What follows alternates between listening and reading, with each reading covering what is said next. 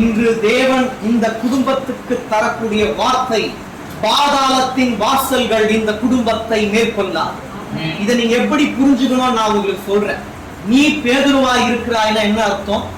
அவருக்கு விருப்பமான பேதுருவா நம்மள இருக்கணும். ஃபர்ஸ்ட் விஷயம். இரண்டாவது, இந்த கல்லின் மேல் என் சபையை கட்டுவேன்னா என்ன அர்த்தம்? அவர் நம்முடைய இருதயத்துக்குள்ள வாசம் செய்யணும்னு அர்த்தம். கல்லான இருதயம், ஆண்டவராகிய இயேசு கிறிஸ்து நம்மளுடைய இருதயத்தில் வந்து வாசம் செய்வாரானால் பாதாளத்தின் வாசல்கள் அதை மேற்கொள்ளாது. அப்படின்னு என்ன அர்த்தம்?